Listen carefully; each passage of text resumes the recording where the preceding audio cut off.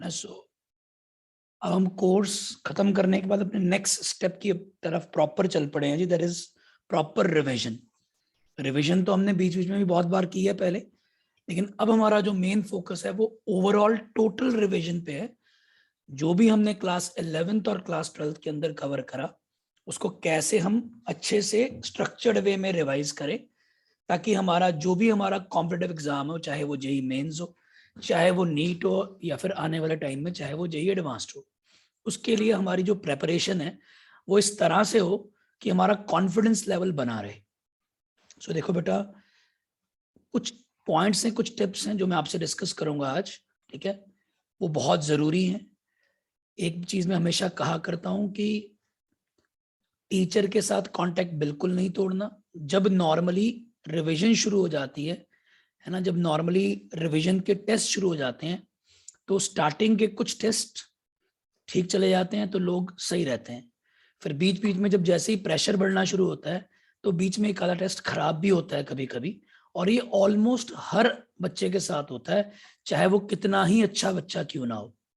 So please, मेरा starting point ये है कि अगर आपने कुछ अचीव करना है, देखो मुझे इतना पता है कि आप लोगों ने लास्ट 2 इयर्स में क्लास 11th और क्लास 12th के अंदर ठीक ठाक अपना टाइम इन्वेस्ट करा है, ठीक है। किसी ने कभी कभी मेहनत कम करी है, किसी ने बीच बीच में मेहनत बहुत ज्यादा भी करी है, किसी को लगता है कि भाई मैं और अच्छी मेहनत कर सकता था, अभी स्कोप है इम्प्रूवमेंट का। तो जैसा भी हो, है ना, कम चाहे ज्यादा, 2 साल आपने छोटी छोटी सेक्रीफाइसेस कर करके यहां तक पहुंचे हो, ठीक है। तो अब वो टाइम आ गया है जब आप उन सारी सेक्रीफाइसेस को एक्चुअल में आउटपुट में कन्वर्ट करो। तो अब एक सबसे पहला, सबसे सिंपल टिप नंबर 1, ठीक है जी। सबसे पहला टिप कि सर कभी भी जब हम रिवीजन करें, या जब भी हम कॉम्पिटिटिव एग्जाम की तैयारी करें, जब भी हमें लगे कि हमें रैंक के लिए मेहनत करनी है, तो हम क्या करें। तो सबसे मेरी जो पहली टिप है जी, फोकस ऑन बेसिक्स, ठीक है जी। ज्यादा ऊपर का सोचने से अच्छा है सबसे पहले बेसिक से स्टार्ट करो, ठीक है जी।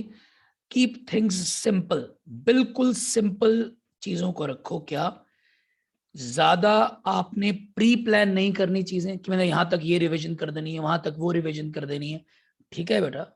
अगर आप ऐसा सोचते हो तो ये आपकी अच्छी सोच है। थोड़ा सा प्लान करेंगे तभी अल्टीमेटली आउटपुट बन के आएगी। लेकिन मैं बहुत बार कहा करता हूं कि जो प्लानिंग का पार्ट है, प्लानिंग का पार्ट आपका नहीं है बेटा, ठीक है। जो प्लानिंग का पार्ट है वो आपके टीचर का है, वो आपको आपको नहीं करना है प्लानिंग पार्ट में, ठीक है जी। Put on teacher. हाँ, अगर टीचर की प्लानिंग और आपको लग रहा है कि आपसे कुछ नहीं हो पा रहा उस प्लानिंग के अकॉर्डिंग, तो आप टीचर के कांटेक्ट में रह के टीचर से डिस्कस करके उसके अंदर के कैसे उसको हैंडल करना है वो पूछो। लेकिन नॉर्मली आपका जो मेन काम होना चाहिए, what is your main task, your task very very simple, your task is to execute the plan, ठीक है। आप सारा कुछ खुद नहीं करोगे, प्लान भी खुद करोगे, एग्जीक्यूट भी खुद करोगे। क्यों भाई? जब टीचर लोग आपके साथ लगे बैठे हैं, इतने सालों का उनको एक्सपीरियंस है, उनको पता है कि भाई प्लानिंग में क्या चीज को पार्टिसिपेट करा के बेटर किया जा सकता है। So why should not you take help of that experience. So it is a very simple and simple thing.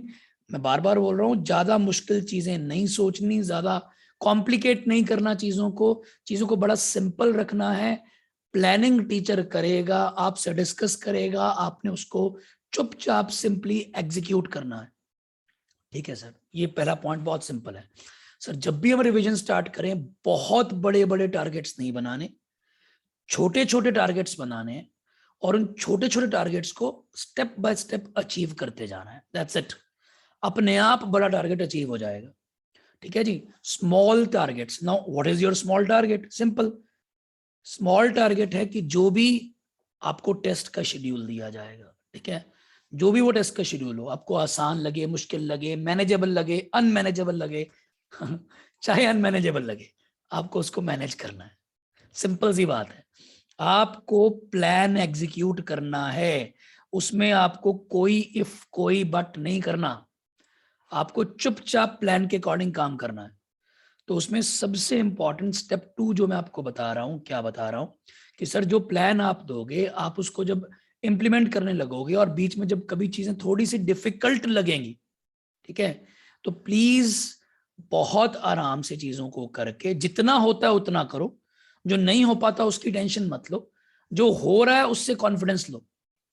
ठीक है जी। टारगेट अगर आपका लेट्स से टारगेट है 100% पार्ट, ठीक है, to be revised before any test, किसी भी टेस्ट से पहले उसका पूरा 100% पार्ट रिवाइज करना, ये आपका टारगेट है। ठीक है सर, अब इसमें क्या बात करनी है जी, 100% पार्ट रिवाइज करना है, ये टारगेट है। अब ये टारगेट अचीव करना है, इस चक्कर में कई बार आपको क्या करना पड़ेगा, आपको कई बार फास्ट रिवीजन करनी पड़ेगी, फास्ट रिवीजन। ठीक है, ठीक है जी। Do not get into trap of, do not get into trap of too much thorough, ज्यादा थॉरो नहीं करना। हो गया बेटा जो होना था, अब ज्यादा थॉरो करने का कोई एक्स्ट्रा बेनिफिट नहीं मिलेगा। बहुत आराम से करो, लेकिन अगर आप अटक रहे हो तो थोड़ी स्पीड इंक्रीज करो, अपनी रिवीजन को इंक्रीज करो, स्पीड को इंक्रीज करो। ठीक है जी। प्लान टीचर देगा, एग्जीक्यूट आपने करना है, रिवीजन फास्ट करनी है, आपको 100% रिवीजन करनी है, 100% रिवाइज करना है। उस चक्कर में कभी कभी ऐसा होगा कि सर कुछ टॉपिक हमें ऐसे लगेंगे कि हमारे भी इतने कंफर्टेबल नहीं है। बेटा जो चीज आपकी कम कंफर्टेबल है वो पता नहीं कंफर्टेबल होएगी या नहीं होएगी। जो 2 साल में आप कंफर्टेबल नहीं हो पाए, वो आप 2 दिन में कंफर्टेबल हो जाओ, ये कोई जरूरी थोड़ी है, होने को हो भी जाओ। बट ये जरूर हो सकता है वाइस वर्सा कि आप उसमें कंफर्ट क्रिएट करने के चक्कर में इतना एनगल्फ हो जाओ, इतना स्ट्रेस ले लो कि जिसमें आप कंफर्टेबल थे उसमें भी आप थोड़े से अनकंफर्टेबल हो जाओ। सो वो नहीं करना है। सो मैं फिर कह रहा हूं, सपोज मैं केमिस्ट्री का एग्जाम्पल लेता हूं, केमिस्ट्री के एग्जाम्पल के अंदर सपोज मेरा टेस्ट है, मैं बात करता हूं मेरा ऑर्गेनिक का एक टेस्ट है, उसके अंदर 4 टॉपिक्स आ रहे हैं, 3 या 4 टॉपिक्स आ रहे हैं। उन 3 या 4 टॉपिक्स के अंदर मुझे खुद को अपने आप को ऐसे लगता है कि भैया एक टॉपिक मैं कर लूंगा आराम से, 3 टॉपिक डिफिकल्ट है। उल्टा बड़ा काम खराब होता है ऐसे, जब 3-4 टॉपिक्स में से एक टॉपिक लगे कि हाँ ये मेरे को आता था जब मैंने करा था, लेकिन 3 टॉपिक मेरे कमजोर टॉपिक है, मुझे टाइम लगाना पड़ेगा। अरे भैया टाइम उतना ही लगाना है जितना आप उसको एलोकेट करोगे, उसमें आपने फास्ट रिवीजन करनी है। उस चक्कर में अगर आपको लगता है कुछ चीजें थॉरो नहीं हो रही, कोई दिक्कत नहीं, कोई दिक्कत नहीं है। देखो बेटा मैं आपको बहुत सिंपल बात बोल रहा हूं, जो एंड एग्जाम होना है उसमें किसी एक पर्टिकुलर टॉपिक से सारे क्वेश्चंस नहीं आने। ठीक है, मैं अगर बात करूं नीट के पेपर की, 45 क्वेश्चंस आते हैं। ठीक है, 45 अगर क्वेश्चंस आते हैं और हमारे टोटल अप्रोक्सीमेटली चैप्टर अगर मैं बात करूं केमिस्ट्री के 15+1 के 15+2 के अप्रोक्सीमेटली 30 चैप्टर्स हैं। अब 30 चैप्टर्स में से 45 क्वेश्चंस आते हैं, किसी में से एक आ जाएगा, किसी में से 2, 3 तो किसी में से आते ही नहीं। ठीक है, और अगर मैं जेई मेंस की बात करूं उसमें तो काम और खर आपके सामने सिंपल है जी, चैप्टर 30 है, क्वेश्चन 25 है।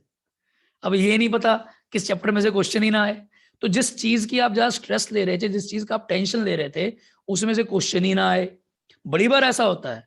So please instead of panicking, completion of your revision of syllabus is really very important. और उस कंप्लीशन के अंदर में कभी कभी थॉरो नहीं भी होएगा, चल जाएगा, कोई दिक्कत नहीं। ऐसा भी नहीं है कि रोहित सर ने कहा था थॉरो करने की जरूरत नहीं, फाही बढ़ने लग जाओ, वो भी नहीं करना। इतना तो आप सियाने हो बेटा। देखो एक सिंपल बात, हम कार ड्राइव करना सीखते हैं, आप में से कुछ लोगों को कार ड्राइव करनी आती होगी, कई लोग बहुत राउंडियां मारते रहे पेस के नीचे, ठीक है, गाड़ियां ला ला के। ठीक है, कुछ को कार अभी नहीं आती, चलो कार का एग्जाम्पल गलत हो गया, एक्टिवा की बात कर लेते हैं। अब कुछ ऐसे भी हैं सर साइकिल भी नहीं आता, उनका क्या करें, उनका पर भगवान ही मालिक है जी, उनका कुछ नहीं हो सकता। बट अदरवाइज कोई भी व्हीकल जब आप ड्राइव करना सीखते हो, आपको जब कोई सिखाता है, सिखाने के बाद जब आपके हाथ में पहली बार इंडिपेंडेंटली पकड़ाता है, डर तो लगता ही है ना। अब वहां पे सारा जोर इसलिए, जब हम खुद इंडिपेंडेंट होकर चलाते हैं, पूरा जोर इस पे थोड़ी देते हैं कि जैसे सिखाया था वैसे ही गियर डले, जैसे कहा था उस टाइम क्लच दबाया जाए, उसी टाइम रेस को हाई किया जाए। अकॉर्डिंग टू सिचुएशन रिएक्ट करते हैं। ठीक है, कुछ चीजें माइंड में बता दी गई हैं, उनको माइंड में गाइडलाइंस की तरह फॉलो करते हैं, but according to situation react करते हैं। कभी कभी गाड़ी तेज भी चला लेते हैं। अब अगर कहीं पहुंचना है, टाइम थोड़ा है, एक्टिवा तो लोग ऐसे चलाते हैं जैसे पता नहीं क्या चल रहा हो, तो कभी कभी गाड़ी तेज भी चला लेते हैं। सो उसी हिसाब से सिचुएशन है बेटा, रियल लाइफ सिनेरियो है। अगर आप पढ़ाई भी कर रहे हो और आपको लग रहा है कि आपको एक टॉपिक में थोड़ी कमी पेशी है, उसका स्ट्रेस लेके अपनी स्पीड स्लो नहीं करनी है, अपनी स्पीड मेंटेन करो। एक में मतलब मुझे ऐसे लगता है, मेरी अपनी लास्ट 20-21 ईयर्स के एक्सपीरियंस ये कहता है क्या कि सर, जैसी कॉन्फिडेंट अप्रोच आप ड्यूरिंग प्रेपरेशन रखते हो, वैसी कॉन्फिडेंट अप्रोच आप एग्जाम के अंदर जाके मेंटेन कर पाते हो। ऐसा नहीं होता कि आप प्रेपरेशन के टाइम तो बिज्जू से बने रहो और पेपर में जाके आप बॉन्ड बन जाओगे। ऐसे नहीं होता। अगर आप प्रेपरेशन के टाइम पे अपने आप को कॉन्फिडेंट महसूस करोगे, ठीक है, majority of time, not 100% time, majority of time, तो majority of time during the exam भी आपको कॉन्फिडेंस रहेगा। वही कॉन्फिडेंस गेम है बेटा। नॉलेज के साथ कॉन्फिडेंस इज द की। और कॉन्फिडेंस बनता है अगर थोड़ी स्पीड मेंटेन की जाए, और स्पीड इस तरह की मेंटेन की जाए जिसमें आपको खुद को लग रहा हो कि मेरा काम हो भी रहा है ना, फहा भी नहीं बढ़ा जा रहा, और ऐसा भी नहीं है कि मैं बहुत ही स्लो हूं। और अगर आपका 4 दिन या 3 दिन बाद या 5 दिन बाद कोई टेस्ट है, कोशिश करो एक दिन पहले रिवीजन कंप्लीट हो जाए, फास्ट। फिर आपको लगता है कि कोई टॉपिक आपका रह गया जो थोड़ा सा एक्स्ट्रा टाइम मांगता है, उसको थोड़ा टाइम लगा दो। उल्टा नहीं करना। फॉर एन एग्जाम्पल, चैप्टर आया थर्मोडायनेमिक्स, चैप्टर आया इक्विलिब्रियम, दोनों का इकट्ठा टेस्ट आ गया। ठीक है सर, पहले तो सर 11th के टॉपिक्स हैं, 11th को नाम पे तो वैसे ही हम ऐसे होता है हाई 11th। उसके बाद सर फिर 2 चैप्टर्स हैं, थर्मोडायनेमिक्स इक्विलिब्रियम, दोनों बड़े बड़े हैं। ठीक है, अब उसमें भी दोनों का इकट्ठा टेस्ट आ गया। अब सर फिर क्या करें? कुछ नहीं, रिवीजन करो। अगर 4 दिन का टाइम है, 3 दिन में खत्म करने हैं, एक बार कॉन्सेप्ट पक्का पढ़ के खत्म करने हैं, कर लिए, 14 दिन बचा। जो उसमें से आपको लगता है थोड़े से टिपिकल एरियाज जहां पे आप अटकते हो, उसके 3-4 क्वेश्चन रैंडमली ट्राई कर लो। और औखे वाले अटक रहे हैं, सोल्यूशन देख लो, कोई दिक्कत वाली बात नहीं, कोई चक्कर नहीं जी। अब ऐसा भी नहीं है कि अगर कोई क्वेश्चन अटक गया उसको मैं करके ही छोड़ूंगा, 2-2 घंटे उसी पे वेस्ट कर दो। वही अप्रोच फिर आप एग्जाम में ले जाते हो। ईगो पे नहीं लेके जाना किसी क्वेश्चन को। 2-4 मिनट 5 मिनट लगाओ, नहीं निकल रहा मेथड देखो, उस मेथड के अंदर का जो जिस्ट है, जो मेथड का इंपॉर्टेंट पॉइंट है, उसको याद करो। नहीं याद हो रहा, लिख के याद करो, बट आगे मूव ऑन करो। जितना मूव ऑन करते रहोगे उतना ही फायदे में रहोगे। अटकना नहीं है, ट्रैप नहीं होना, ज्यादा स्ट्रेस नहीं लेना, कॉन्फिडेंट रहना है, स्पीड मेंटेन करनी है, थॉरो के चक्कर में नहीं रहना। मैं बार बार बोल रहा हूं, लेकिन 100% पार्ट रिवाइज करना है। सर अगर हुआ ना, सर ना हुआ तो ना हुआ, हमने तो 100% पार्ट रिवाइज करना है, बात खत्म, दैट्स इट। अगर मैं केमिस्ट्री सब्जेक्ट की बात करूं, तो अगर मैं अगेन नीट की बात करूं, 45 क्वेश्चन में से 43, 44, 45 आप ठीक कर सकते हो, इतना स्कोप है केमिस्ट्री में। अगर मैं जेईई मेंस की बात करूं, 25 में से 25 ठीक कर सकते हो। करने वाले बनो। लेकिन ये सारा कुछ तब हो पाएगा अगर आपकी रिवीजन 100% हो। अगर आप एक एक टॉपिक छोड़ते जाओगे, आप अपनी स्पीड स्लो रखोगे, एंड में काम पेंडिंग रखोगे, फिर नहीं होगा जी, फिर नहीं होगा। सो पहला, प्लानिंग ज्यादा नहीं करनी, एग्जीक्यूशन करनी है। मुश्किल लगती है तो भी एग्जीक्यूशन करनी है। फिर बहुत ज्यादा स्ट्रेस हो रहा है, टीचर से बात करनी है, सब्जेक्ट टीचर से बात करनी है, मैसेज करना है। शर्म आती है बात करने में, मैसेज कर दो। मैसेज करने में तो आप बहुत बेशर्म हो, टेंशन मत लो, मैसेज कर दो। अब अपनी प्रॉब्लम शेयर कर लो, सोल्यूशन आपको मिल जाएगा। ठीक है, उस सोल्यूशन को फिर करना भी है। एग्जीक्यूशन एग्जीक्यूशन एग्जीक्यूशन, सिर्फ सुन के नहीं रखना, एग्जीक्यूशन नहीं करोगे तो काम खराब है। सो ये 2 पॉइंट्स बहुत सिंपल हैं। बेसिक से रिवीजन स्टार्ट करो, औखे क्वेश्चन अपने आप होने स्टार्ट हो जाएंगे। ठीक है जी। तीसरा इंपॉर्टेंट पॉइंट, अब हम कर क्या रहे हैं जी, मैं आपको एक रिवीजन शेड्यूल शेयर करूंगा, थोड़ा डिस्कस भी कर लेता हूं रिवीजन शेड्यूल है क्या। नाउ जैसे कि +2 के एंड में होता है, हमारे सामने 2 इंपॉर्टेंट एग्जाम है, 2 इंपॉर्टेंट एग्जाम जिनका हमें अच्छा स्कोर लेना है। उसमें से पहला है बोर्ड का, दूसरा है कॉम्पिटिटिव एग्जाम, चाहे वो जेईई मेंस का है चाहे वो नीट का है। हमें दोनों के अंदर अच्छा स्कोर करना है। हम क्यों ऐसा क्यों है कि हम जेईई मेंस नीट करें और बोर्ड को बिल्कुल इग्नोर माने? क्यों यार, बोर्ड भी करो। अब देखो जो सिचुएशन है, बोर्ड का टर्म 1 ऑलरेडी हो चुका है, वो ऑब्जेक्टिव था, मैक्सिमम लोगों का अच्छा हो गया, ठीक हो गया, बढ़िया हो गया, नकल पूरी बच गई थी इस बार बड़ी लोगों ने एंजॉय कर लिया, चलो गया। अब टर्म 2 आएगा, कह तो रहे थे कि टर्म 2 सब्जेक्टिव होगा, अभी देखो जिस हिसाब से सिचुएशन है सब्जेक्टिव होगा या नहीं होगा।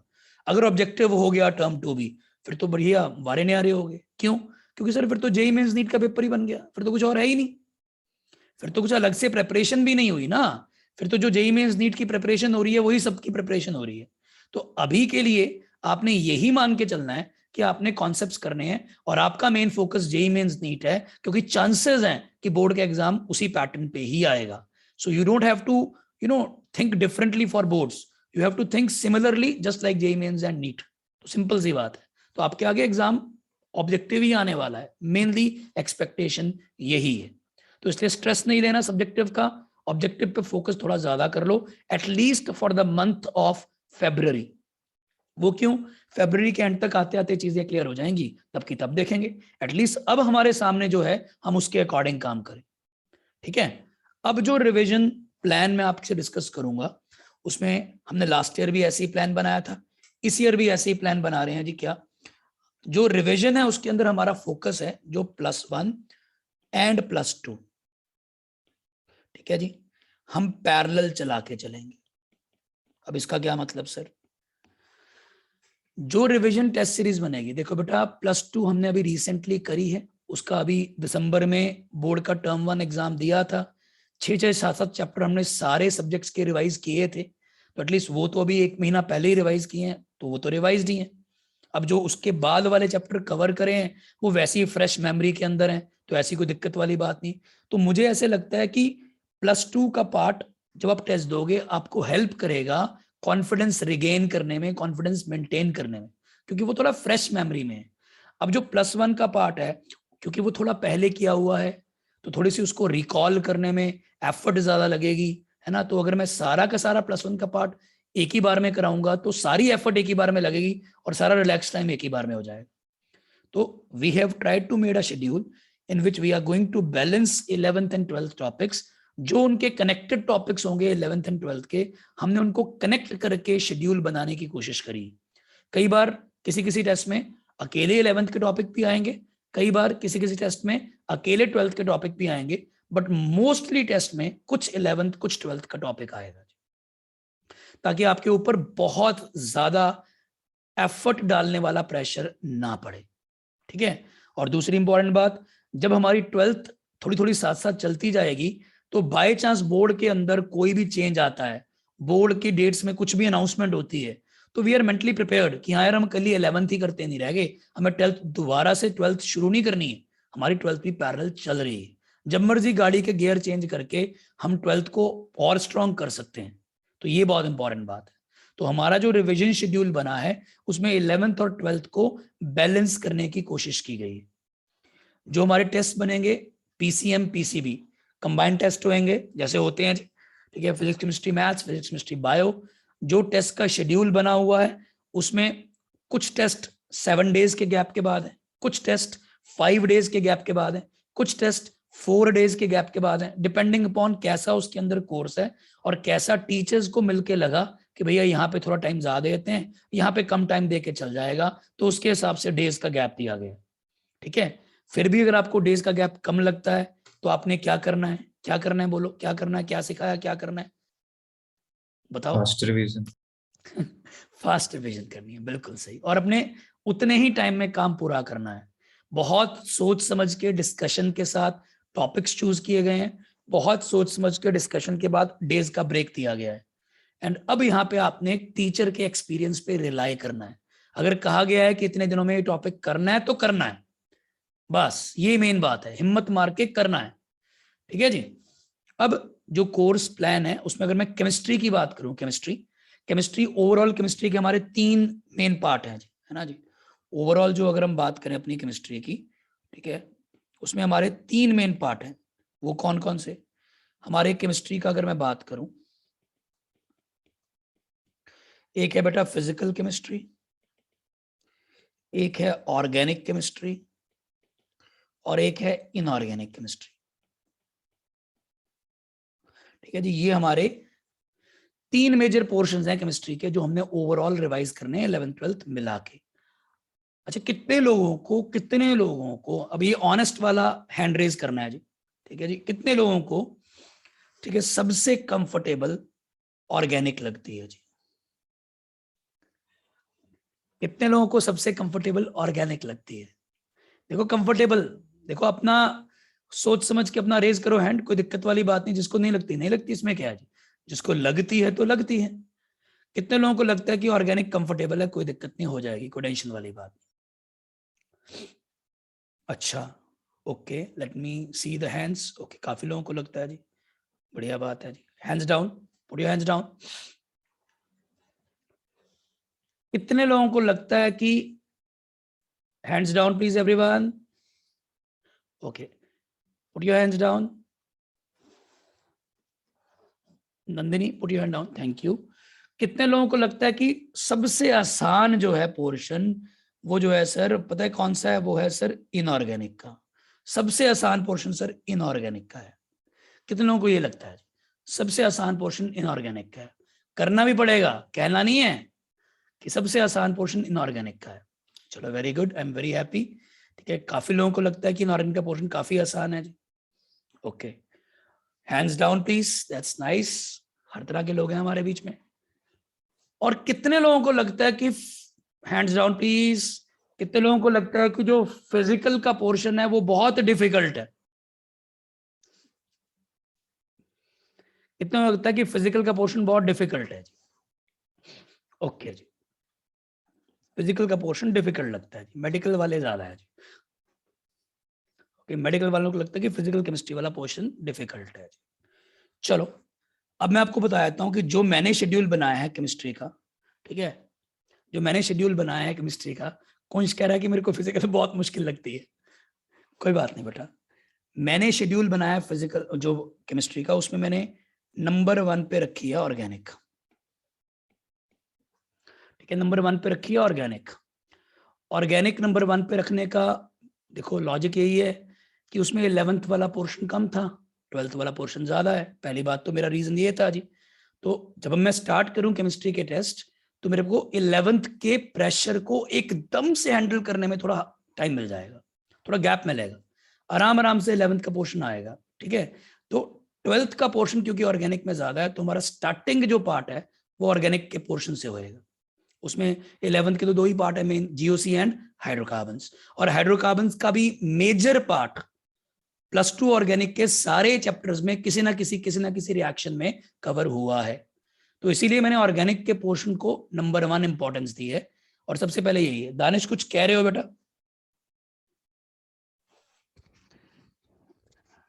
साउंड नहीं आ रही Danish, not able to hear you.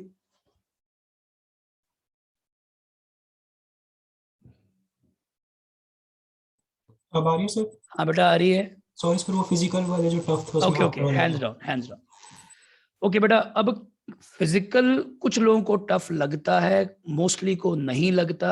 मैंने देखो बेटा ऑर्गेनिक को रखा है नंबर 1 पे, नंबर 2 पे मेरी है physical, number 1 organic, number 2 physical. ठीक है, और नंबर 3 इनऑर्गेनिक। इनऑर्गेनिक को नंबर 3 पे रखने का सबसे बड़ा रीजन क्या है? क्योंकि उसमें याद करने वाले पॉइंट्स ज्यादा है। ठीक है, तो मैं चाहता हूं कि लेट से लेट याद करें ताकि एग्जाम तक याद रह जाए। ठीक है ना, जितना लेट हम उसको लटका के याद कर लेंगे, देखो याद तो करना ही पड़ेगा, पेपर का पार्ट है, सिलेबस का पार्ट है, तो will have to do it. तो मैंने उसको बिल्कुल एंड वाले पोर्शन में रखा है। मैंने अपनी सोच आपसे शेयर की है, जिस सोच के साथ मैंने सिलेबस को क्या करा है, क्लासिफाई करा है। देखो बेटा, अगर मैं अपनी थॉट आपके माइंड में अच्छे से डाल पाऊंगा, अगर आपकी और मेरी अप्रोच टूवर्ड्स द एग्जाम एक यूनिजन में चलेगी, एक कलेक्टिव एफर्ट में चलेगी, तो चांसेस हैं कि हमारा आउटपुट बेस्ट आएगा। मेरी आदत है कि मैं ऐसे ही कोई चीज बताता नहीं हूं, मैं आपसे ओपिनियन ले लेता हूं कि हाँ भाई ये आपका ओपिनियन है और ये मेरा ओपिनियन है। मेरा ओपिनियन मैंने शेयर कर दिया। ऑर्गेनिक अगर मुश्किल भी लगता है तो भी, अभी रिसेंटली +2 में काफी पार्ट कवर करा है, तो आप कर पाओगे, इसलिए मैंने स्टार्टिंग में रखा है। फिजिकल मैंने थोड़ा सा मिडिल में रख ली। उसका लॉजिक, 2 लॉजिक है। एक फिजिकल का पार्ट 11th में काफी था, और 12th का भी जो फिजिकल का पार्ट हमने करा, अगर आपको याद हो, वो टर्म 1 के शुरू में कर लिया था, और वो भी रिवीजन अच्छी तरह मांगता है। क्योंकि वो अच्छी तरह रिवीजन मांगता है, तो मैंने बीच में थोड़ा गैप दे दिया और उसको एंड में नहीं लेके गया। अगर एंड में ले जाता तो फिर मुश्किल हो जाती, क्योंकि न्यूमेरिकल पार्ट है, सॉल्विंग एबिलिटी की प्रैक्टिस भी चाहिए, एंड पे नहीं छोड़ सकता। और इनऑर्गेनिक को मैंने बिल्कुल एंड के लिए रखा, वो मैंने आपको बता दिया क्यों रखा सर, क्योंकि अगर हम उसमें कुछ रिवाइज करके लर्न करेंगे तो एग्जाम से जस्ट पहले पहले याद किया होगा, सो काफी चांसेस है, काफी प्रोबेबिलिटी है कि वो माइंड में फ्रेश फ्रेश रहेगा, याद रहेगा। सो दिस इज द लॉजिक। मैंने 11th 12th की तरह नहीं सोचा, करनी तो 11th भी है, करनी तो 12th भी है, मैंने पोर्शंस की तरह सोचा, ये मेरी अप्रोच है। ठीक है, आप प्लीज अपने माइंड से ये निकाल दो 11th 12th, हाँ टॉपिक्स क्लासिफाइड जरूर है, लेकिन आप पोर्शन बाय पोर्शन अपने आप को स्ट्रांग बनाओ, ऑर्गेनिक, फिजिकल, इनऑर्गेनिक, अपने आप बीच में 11th कवर होगी, अपने आप बीच में 12th कवर होगी, आपको उस चीज का पैनिक क्रिएट करने की जरूरत नहीं है। अब जो मैंने टेस्ट शेड्यूल बनाया उसके अंदर मैंने क्या करा, मैंने उसके अंदर हर पार्ट को ईच पार्ट 4 टॉपिक टेस्ट में डिवाइड कर दिया जी। 4 टॉपिक टेस्ट, मतलब जितना भी वो पोर्शन है, अगर मैं ऑर्गेनिक की बात कर रहा हूं तो पूरी ऑर्गेनिक के 4 टेस्ट है, पूरी फिजिकल के 4 टेस्ट है, पूरी इनऑर्गेनिक के 4 टेस्ट हैं। सो ऐसे करके 4 topic test of each portion. तो मेरी टेस्ट सीरीज जो बन गई वो बन गई सर 12 टॉपिक टेस्ट की। ठीक है जी, 12 टॉपिक टेस्ट बन गया जी मेरे। पहले मैं सारे के सारे टॉपिक टेस्ट आपके साथ कवर कर दूंगा जी। ठीक है, कुछ कुछ डेज के गैप के बाद ऐसे 12 टॉपिक टेस्ट कवर हो जाएंगे, हो गए सर। उसके बाद मैं क्या करूंगा, जब मेरे 12 टॉपिक टेस्ट कवर हो जाएंगे उसके बाद मेरे आएंगे सर तीन part test. I will have 3 part test. मैं आपको एक और मौका दूंगा कि अपने अपने उस पोर्शन को एक बार गो थ्रू करके अपनी जो भी 4 टॉपिक टेस्ट में आपकी कमियां रह गई उनको रिवाइज करके आप एक बार एक एक पोर्शन को दोबारा से देखो, 3 पार्ट टेस्ट। फिर उसके बाद मैं करूंगा बेटा 3 फुल टेस्ट। ये सेम है फॉर जेईई मेंस, ये सेम है फॉर नीट का टेस्ट सिलेबस। मैं फिर बोल रहा हूं, I am putting in your mind what is my approach when we are devising test for the test series. So मैंने बहुत इंपॉर्टेंटली पोर्शन ब्रेक कर लिए, पोर्शंस के टॉपिक टेस्ट ब्रेक कर लिए, फिर पार्ट टेस्ट बना लिए, फिर फुल टेस्ट। टोटल 12 + 3 15 + 3 18, 18 टेस्ट की हमारी एक बार की टेस्ट सीरीज बनेगी। देखो अभी तक डेट कोई नहीं आई कब एग्जाम होगा, ना नीट का आइडिया ना हमें जेईई मेंस का आइडिया। जो हमारे ये टेस्ट शुरू होंगे मैं आपको अब क्लियर बताऊंगा, शेड्यूल तो दूंगा। देखो मैं इतना टाइम इसलिए लगा रहा हूं टेस्ट सीरीज को एक्सप्लेन करने के लिए ताकि आप इंटरेस्ट के साथ टेस्ट सीरीज को करो, है ना। ऐसे नहीं है कि शेड्यूल आया जो टेस्ट दे रहा, जो नहीं दे रहा, नहीं, मेरे को वैसा नहीं चाहिए।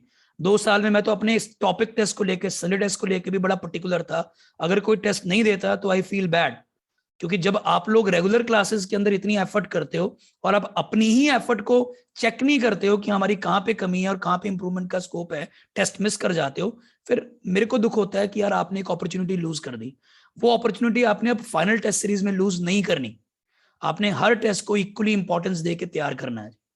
तो अब जो ये टेस्ट होंगे 12 टॉपिक, 3 पार्ट, 3 फुल टेस्ट, इसका जो शेड्यूल बनाया गया वो बनाया गया है 1 Feb से 31 मार्च, 2 महीने एक्सक्लूसिवली। ठीक है, these 2 months will be completely devoted towards these test. ये 2 महीने के अंदर हमने 18 टेस्ट कवर करने हैं, that is what the schedule is going to B.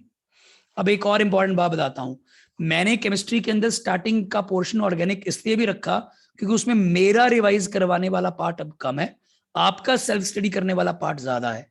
और जो प्लस जो ऑर्गेनिक के बाद जो सेकंड पोर्शन रखा फिजिकल, उसमें मेरा रिवाइज करवाने वाला पार्ट ज्यादा है। 11th के topics thermodynamics, equilibrium, states of matter, ठीक है जी, atomic structure, basic concepts, mole concept, redox reactions, equivalent concept, सब रिवाइज कराऊंगा, प्रॉपरली क्लासेस लूंगा, प्रॉपर रिवीजन कराऊंगा। बस आप थोड़ा सा मेहनत करके क्लासेस लगाना। अब जो मेरी क्लासेस लगेंगी उस टाइम पे टेस्ट शेड्यूल चल रहा होगा, माइट भी ऑर्गेनिक का। देखो आज डेट है 24, इस वीक को छोड़ दो जी, इस वीक को छोड़ दो, फर्स्ट 2-3 दिन को छोड़ दो, ठीक है। उसके बाद मैं 11th की रिवीजन शुरू कर दूंगा। 11th की रिवीजन के अंदर मैं फिजिकल के टॉपिक्स रिवाइज कराऊंगा। मैं आपको सिंपल सी बात बता देता हूं, मेरा राइट नाउ प्रेजेंटली 11th के बैच के अंदर हाइड्रोकार्बन वाला चैप्टर चल रहा है, जो मैंने आज शुरू किया, जो कि उनका लास्ट चैप्टर है। किसी ने अगर हाइड्रोकार्बन उनके साथ क्लासेस लगा के भी रिवाइज करना हुआ, वो भी आपके लिए ऑप्शन है, वो आप लगा के कर सकते हो, कोई दिक्कत नहीं है। You have full authority for that also. ठीक है, मैं 12:30 के आसपास उनकी क्लास लेता हूं, उनको हाइड्रोकार्बन्स कराता हूं। जिनको बेसिक्स बहुत वीक लगते हैं ऑर्गेनिक हाइड्रोकार्बन्स के, they can attend over there also. जैसे ही उनका ये चैप्टर खत्म होगा, वैसे ही मैं उनको और आपको मिला के 11th की फिजिकल के टॉपिक्स रिवाइज कराऊंगा। ठीक है, उससे पहले मैं आपको ऑर्गेनिक की एफआरएस दूंगा, जो टॉपिक्स है उस एफआरएस को आप सॉल्व करोगे, है ना जी। उनके हम डाउट्स डिस्कस करेंगे जी। मैंने आपको पहले भी कहा था, जीओसी में पहले ही आपको अच्छे से करा चुका हूं 12th के अंदर आके, वो अब आपको खुद रिवाइज करनी है। बाकी जो कमी पेशी होएगी हम क्वेश्चंस के अंदर डिस्कशन करके, डाउट्स के अंदर डिस्कशन करके निकाल लेंगे। ठीक है, जब तक मैं आपको बता देता हूं जी, मेरा जो कोर्स प्लान है, लो मैं दिखाई देता हूं एक बार आपको। ठीक है, जो मेरा कोर्स प्लान है ये देखो जी। ठीक है, मेरा कोर्स प्लान चेक करो। मैं अपना केमिस्ट्री वाला फोकस कर रहा हूं जी, प्लीज नोटिस। सबसे पहले हमारा 1 फेब को ट्यूसडे को टेस्ट है जीओसी और हाइड्रोकार्बन्स का। ठीक है जी, आज डेट 24th, आपके पास ऑलमोस्ट पूरा हफ्ता पड़ा है जी। अब बड़े आराम से इनकी तैयारी कर सकते हो, कोई दिक्कत नहीं है जी। फिजिक्स, मैथ्स, बायो सबका पोर्शन मैं आपको भेज दूंगा, आप आराम से देखना जी। मेरा फोकस अभी डिस्कशन है केमिस्ट्री का। बेटा 5 मिनट में तीन मिनट के बाद जूम का सेशन खत्म हो जाएगा, एक बार रिज्वाइन कर लेना, हमारी बात बीच में ना रह जाए, एक बार क्लैरिटी रहे कि हम क्या कर रहे हैं, क्यों कर रहे हैं। थोड़े से मैंने क्वेश्चंस भी करवाने हैं आपको, so you do come back. ठीक है जी, तो पहले जीओसी हाइड्रोकार्बन्स, ठीक है, ये +1 का पार्ट। फिर आरटीडीएस 2 में हैलोजन कंपाउंड्स, स्टार्टिंग वाला चैप्टर पॉलीमर्स रिसेंटली किया था, वो डाल दिया। सो मैंने पूरी कोशिश की है कि आपको सहारा दूं, कि आपके ऊपर बोझ ना पड़े। ठीक है, और एक 11th का टॉपिक डाल दिया, एनवायरमेंट केमिस्ट्री। ये आपने 11th में भी खुद पढ़ा था, अब भी खुद पढ़ना है। कोई चीज होएगी, रह जाएगी, मैं करा दूंगा। ठीक है, फिर RT3 में एल्कोहल से लेके एसिड्स तक सारे कवर हो गए। ये मेजर टेस्ट होएगा ऑर्गेनिक का, जिसमें मेन सारी चीजें आएंगी। ठीक है जी, और उसके बाद amines, biomolecules and chemistry in life. 17 फरवरी तक हमारी ऑर्गेनिक के टेस्ट खत्म हो जाएंगे। हमारा जो पहला फिजिकल केमिस्ट्री का टेस्ट आएगा, अगर आप नोटिस करो, वो आएगा 22 फरवरी को।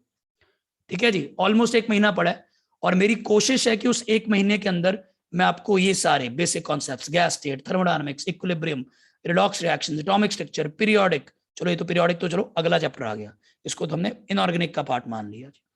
ये 11th के टॉपिक्स मैं आपको रिवाइज करा दूंगा पहले, उससे पहले basic concepts, gas state, thermo, equilibrium. ठीक है जी, ये +2 वाले पोर्शन है जी। देखो अब जो 22 फेब को टेस्ट है, उसमें बेसिक कॉन्सेप्ट के साथ लिक्विड सोल्यूशन आ रहा है। ये कनेक्टेड चैप्टर्स है, मोलैरिटी, मोल वाले, तो इन दोनों में यूज हो जाएंगे। तो आपकी रिवीजन एक की करोगे, दूसरे में हेल्प हो जाएगी। और अगर गैस स्टेट करोगे तो सॉलिड स्टेट में केमिकल काइनेटिक्स में हेल्प हो जाएगी, क्योंकि गैस स्टेट के पार्शियल प्रेशर्स काइनेटिक्स में बहुत यूज किए थे। तो चीजों को रिलेट कर करके टेस्ट सीरीज बनाइए। और ऐसी इक्विलिब्रियम, थर्मोडायनामिक्स थोड़े से मुश्किल चैप्टर थे, तो +2 का इजी वाला चैप्टर डाल दिया, सरफेस केमिस्ट्री। तो थोड़ा सा बैलेंस करने की कोशिश की है। और redox reactions is a connected chapter two electrochemistry. तो ये हमारा फिजिकल का पोर्शन कवर हो जाएगा। फिर इनऑर्गेनिक आ गया। इनऑर्गेनिक में भी स्टार्ट हमने इजी वाले से किया है। अभी हमारा लास्ट चैप्टर हुआ था D block, D and F block and coordination, वो बिल्कुल एंड में होएगा टेस्ट। वहां से हमारा एक बार पूरा सिलेबस खत्म हो जाएगा। सो this is the course plan, I will share it with you. ठीक है, ऐसे ही पोर्शन फिजिक्स, मैथ्स का भी डिवाइडेड है, ऐसे ही बायो का भी डिवाइडेड है। ये शेड्यूल सब्जेक्ट वाइज मैं आपको फॉलो भेज दूंगा बेटा। अब देखो, जैसे कोई टेस्ट ट्यूसडे को है, कोई ट्यूसडे को, कोई, अब देखो पहले टेस्ट में हफ्ते का गैप है, ताकि आपका मोमेंटम बन जाए। ठीक है, जैसी स्पीड बन जाएगी फिर गैप होना कम शुरू हो जाएगा। फिर 12 को, 17 को, 22 को, 5-5 दिन का गैप रह गया। मैं फिर कह रहा हूं कि जब ये टेस्ट सीरीज डिवाइस करी गई, बिल्कुल ये चीज दिमाग में रख के डिवाइस करी गई कि स्टूडेंट्स को किस चीजों की प्रॉब्लम आती है। तो मेरी आप लोगों से एक बहुत इंपॉर्टेंट सजेशन है, जो मैं चाहूंगा कि आप सब लोग अच्छे से मानो, कि इस टेस्ट सीरीज को सीरियसली लो, इसको मजाक में मत लो। अगर ये टेस्ट आपके अच्छे गए, तो बेटा पक्का जेईई मेंस या नीट में आपका अच्छा रैंक आएगा ही आएगा, इसकी कोई मतलब 1% भी डाउट नहीं है। सो बस ये हमारा शेड्यूल होगा। जैसे ही हमारे टॉपिक टेस्ट खत्म हो जाएंगे, फिर हमारे पहले part test 1, part test 2, part test 3 आएगा, फिर full test 1, full test 2, full test 3 आएगा। सो मैंने आपको पूरा शेड्यूल एक बार समझा दिया जी किस तरह से है। और देखो किसी भी टेस्ट के अंदर 4 टॉपिक से, फिर से कह रहा हूं कि देखो किसी भी टेस्ट के अंदर 3-4 से ज्यादा टॉपिक नहीं डाले गए एक सब्जेक्ट के, तो ये मैनेजेबल पोर्शंस हैं बेटा। अगर आप चाहोगे तो, अगर दिल से इनकी तैयारी करोगे तो आप इनको मैनेज कर पाओगे, मुश्किल चीजें नहीं है, ठीक है। थोड़ा सा डिफिकल्ट कभी कभी लगेगा क्योंकि कुछ टॉपिक्स में हमें थोड़ी सी मेहनत करनी पड़ती है, क्योंकि पहले हमने मेहनत नहीं करी होगी कुछ टॉपिक्स में, but still you'll have to try your 100% and participate in this test series as much seriously, sincerely as you can. More sincere, more confidently you'll handle the test, more easy it will become to appear in the final exam. ठीक है, मैं बार बार कह रहा हूं please test के लिए seriously तैयारी करनी। हाँ जी, एक बार थोड़ा एनर्जी के साथ बता दो, सबको चीजें क्लियर हैं, यस और no? Yes sir. Yes sir yes sir. चलो ठीक है जी। तो ये हो गया हमारा एक बार टेस्ट सीरीज का वेरवा, जो मैं थोड़ा सा चाहता था कि मैं फिजिकली आपको दूं, क्योंकि मुझे पता है कि अगर मैं सिंपल एक शेड्यूल डाल दूं उसके बाद आप अपने आप ही पैनिक हो जाओ, आप अपनी प्लानिंग कुछ और चला लो, कोई टेस्ट दे रहा है कोई नहीं दे रहा, जो टेस्ट नहीं दे रहा वो अपॉर्चुनिटी लूज कर रहा है, क्योंकि ये सारे टेस्ट बहुत ही बढ़िया टेस्ट बने हुए हैं, बहुत ही रेलेवेंट टेस्ट हैं टू द एग्जाम, चाहे वो जेईई मेंस है चाहे वो नीट है, अच्छे लेवल के टेस्ट हैं, ठीक है। तो आपको बहुत ध्यान से तैयारी करके काम करना है। और मैं आपको एक ऑनेस्ट बात बताऊं, जब आप टेस्ट दोगे तो there may be certain days on which you are not able to score well in the test. हो सकता है शुरुआत के कुछ टेस्ट में ये प्रॉब्लम आए, ठीक है, शुरू में मोमेंटम बनने में टाइम लगता है बेटा। सो मेरी आप सब लोगों से अगेन ये इंपॉर्टेंट सजेशन है कि स्टार्टिंग के 2-3 टेस्टों में अपने आप को ज्यादा जज नहीं करना, जज करने से कुछ नहीं मिलता, बस जहां पे आपको लगता है कि आपकी कमी है उसको इंप्रूव करने पर फोकस करना है बेटा। ज्यादा जजमेंटल नहीं होना कि मेरे से हो नहीं रहा मैं छोड़ देता हूं, नहीं, सिर्फ 2 महीने दबा के मेहनत करो। अगर आप डॉक्टर बनना चाहते हो किसी अच्छे कॉलेज से, प्रोबेबिलिटी है कि आप बन पाओगे। अगर आप अच्छे इंजीनियरिंग कॉलेज के अंदर एडमिशन लेना चाहते हो तो प्रोबेबिलिटी है कि आप ले पाओगे, बस आप इसको एंड तक फॉलो करना, बीच में जाके गड़बड़ मत करना। और कभी भी आपको लगे कि आपकी तबीयत खराब है, कभी भी आपको लगे कि आपकी तैयारी नहीं हो पा रही है, मैं आपको बार बार कह रहा हूं, मेरे को पर्सनली लूप में रखना, ठीक है, मेरे को खुद इंक्वायर ना करना पड़े, आपने खुद अपने आप मेरे से कांटेक्ट मेंटेन करके रखना है, फिर मैं बाय सम वे आपकी ऐसी हेल्प कर दूंगा कि आपको प्रॉब्लम नहीं आने दूंगा। बस मैं बेटा अंतर्यामी नहीं हूं कि घर बैठे बैठे मैं पता लगा लूं कि आपको कोई प्रॉब्लम आ रही है। अगर प्रॉब्लम आ रही है शेयर करना, सोल्यूशन मिलके फाइंड करेंगे, कोई दिक्कत वाली बात नहीं, ठीक है जी। चलो अब मेरी सिंपल सी बात, हमारा पहला टेस्ट है जीओसी एंड हाइड्रोकार्बन्स का, ठीक है। आज से घर पे इनकी तैयारी शुरू कर लो, शेड्यूल में अभी ग्रुप में शेयर कर दूंगा, बाकी सब्जेक्ट्स के भी उसके अकॉर्डिंग तैयारी शुरू कर दो और अपनी प्रेपरेशंस को सीरियसली करना शुरू कर दो। अब रही बात हाइड्रोकार्बन्स टॉपिक की, हाइड्रोकार्बन्स के कुछ क्वेश्चंस बेसिक से स्टार्ट करते हैं करना, देखते हैं जरा हमें कुछ चीजें याद है कि नहीं। जैसे मैंने पहले बोला, हाइड्रोकार्बन्स एक ऐसा टॉपिक है जिसके जो रिएक्शंस थे वो आगे आने वाले 12th के चैप्टर के रिएक्शंस में ऑलरेडी कवर हुए हैं, ठीक है। फिर भी देखते हैं अगर आपको याद है कि नहीं। तो जी कुछ क्वेश्चन से स्टार्ट कर रहा हूँ, let me start with few questions, ठीक है जी। कुछ क्वेश्चन से स्टार्ट कर रहा हूँ। ये हमारी क्लास 11th की पीएस है, 11th में मैंने यही पीएस सॉल्व कराई थी। अब देखते हैं जी आपको इनमें से कुछ चीजें याद है कि नहीं, उसके बाद मैं थोड़े से कुछ अच्छे क्वेश्चंस और भी कराऊंगा। पहले बेसिक से कराना चाहता हूं, देखिए रिएक्शन याद है कि नहीं। मिलके ये पहली शीट है, मैं करूंगा, आप सिर्फ आइडेंटिफाई करना कि आपको रिएक्शन याद आ रहा है, नहीं आ रहा मैं बता दूंगा, कोई दिक्कत वाली बात नहीं, ठीक है जी। लो जी स्टार्ट करते हैं। सबसे पहला बहुत ही सिंपल रिएक्शन आपको याद आ रहा होगा, CH3CH2Cl in the presence of Na ether. पहले तो रिएक्शन का नाम बताओ जी, क्या होता है, बोल दो। वेरी गुड, शाबाश, वर्ड्स रिएक्शन होता है। और इसमें जो RX होता है ना, जो RX होता है, RX, इसको अगर मैं RX मान लूं तो वो क्या बन जाता है, RR, तो ये RR बन जाता है। तो इसका आंसर तो बड़ा सिंपल हो गया जी, CH3CH2CH2CH3। तो बेसिकली आपने एल्काइल हैलाइड्स में प्रॉपर्टीज में ये रिएक्शन किया था और इससे एल्केन बन गया, तो ये एल्काइल हैलाइड की प्रॉपर्टी होने के साथ साथ एल्केन की प्रेपरेशन भी है, तो हाइड्रोकार्बन्स का पार्ट हो गया, बढ़िया हो गया सर। इस रिएक्शन की कुछ खास बात, हाँ सर एक खास बात थी, this reaction is useful in case of making symmetrical alkanes. अगर हम यहाँ पे अनसिमेट्रिकल एल्केन बनाना चाहेंगे, पहली इंपॉर्टेंट बात सर, यहाँ पे जब RX रिएक्ट कर रहे हो तो इसके दो मॉलिक्यूल्स आपस में कंबाइन हो रहे हैं, RX RX से जुड़ रहा है, ठीक है सर। अगर RX RX से जुड़ रहा है सर तो RR बन रहा था।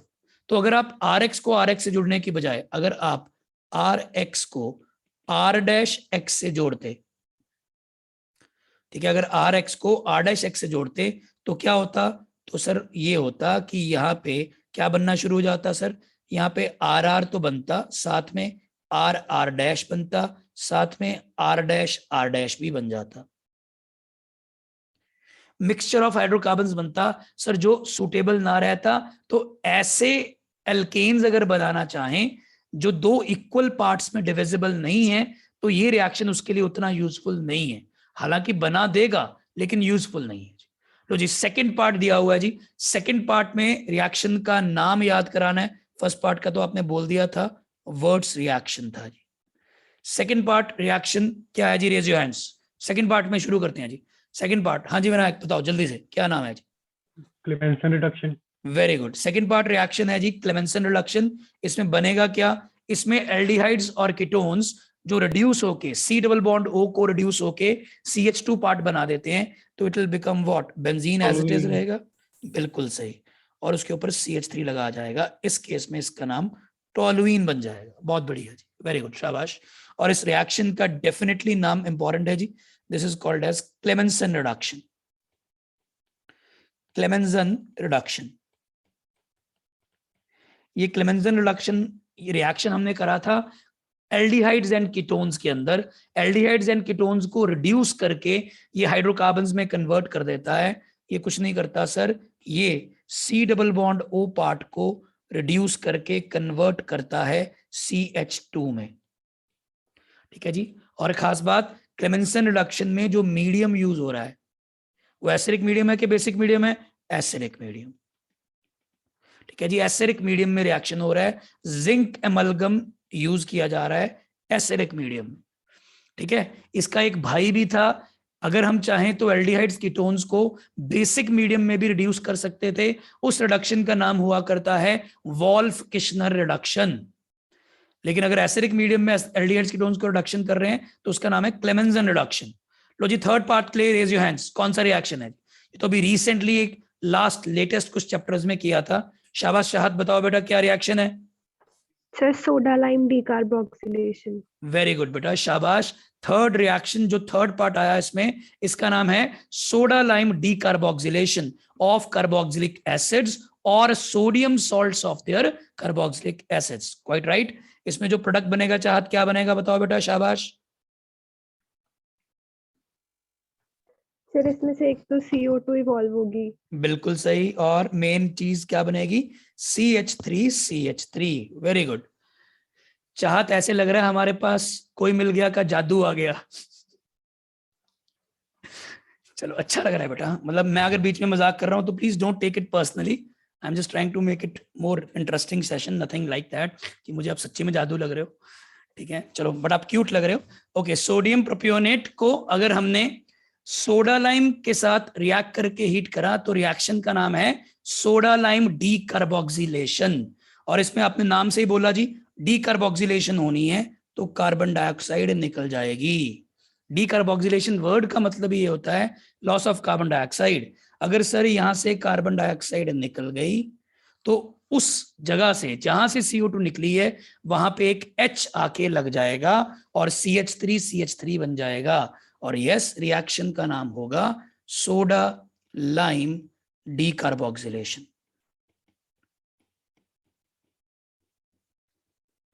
इस रिएक्शन का नाम होगा soda lime decarboxylation. Important point about this reaction, very important, during this reaction, हालांकि हम इसका मैकेनिज्म बहुत डिटेल में नहीं करते, बट ड्यूरिंग दिस रिएक्शन एक बहुत इंपॉर्टेंट बात यह है कि RCOO negative first converts to R negative. बता रहे हैं जी, RCOO negative first forms R negative. मैं आपको बता रहा हूं, RCO नेगेटिव R नेगेटिव बनता है, यानी कार्बन आयन बनता है। तो जिसका कार्बन आयन ज्यादा स्टेबल बन सकता है वो डीकार्बोक्सिलेशन रिएक्शन जल्दी देगा और जल्दी देगा। समझ गए जी? जो कार्बोक्सिलिक एसिड का CO2 निकालने पे कार्बा एनायन ज्यादा स्टेबल बन सकता है, वही वाले की डीकार्बोक्सिलेशन फास्टर हो जाएगी। ये इंपॉर्टेंट पॉइंट है जी। ठीक है जी, ये बात मैं कह लेता हूँ, लिख लेता हूँ जी। तो जो यहाँ पे कार्बोकेटायन बनेगा, ये कार्बा एनायन, सॉरी, ठीक है, मोर स्टेबल कार्बा एनायन, ठीक है जी, more stable carbanion intermediate means more reactivity, more reactive reactant, उतना ही reactant पार्ट ज्यादा रिएक्टिव हो जाएगा। ये इसका एक इंपॉर्टेंट पॉइंट आ गया जी। बढ़िया हो गया सर, बहुत बढ़िया। लो जी, फोर्थ पार्ट देखते हैं जी, किसी को याद हो? Fourth part as it is किसी रिएक्शन में, किसी +2 के चैप्टर के रिएक्शन में कवर नहीं करा, बट अगर कोई रिकॉल कर सके अपने पुरानी नॉलेज से, कोई बता सके फोर्थ पार्ट का रिएक्शन क्या है जी। फोर्थ पार्ट में क्या हो रहा है? Al4C3 reacts with H2O to produce what? Raise your hands. किसी को याद होगा? नहीं तो फिर मैं बताऊंगा जी। Al4C3 reacts with water to give what? हाँ जी धारणा बेटा बताओ क्या होगा? Sir, ALOH whole thrice plus CH4. Very good, शाबाश, वेल डन बेटा। ये बनेगा ALOH whole thrice plus CH4। Very good. Methane बनाने का एक इंपॉर्टेंट रिएक्शन हुआ करता है, और इसीलिए एल्युमिनियम कार्बाइड को कई बार मिथेनाइड भी बोलते हैं, क्योंकि इसके हाइड्रोलिसिस से मीथेन बन सकता है। इसीलिए एल्युमिनियम कार्बाइड का रिएक्शन जो होता है उसके अंदर एल्युमिनियम कार्बाइड को एल्युमिनियम मिथेनाइड भी बोल देते हैं। सर ये रिएक्शन क्या हुआ, लॉजिक क्या है इसका? बड़ा सिंपल लॉजिक है।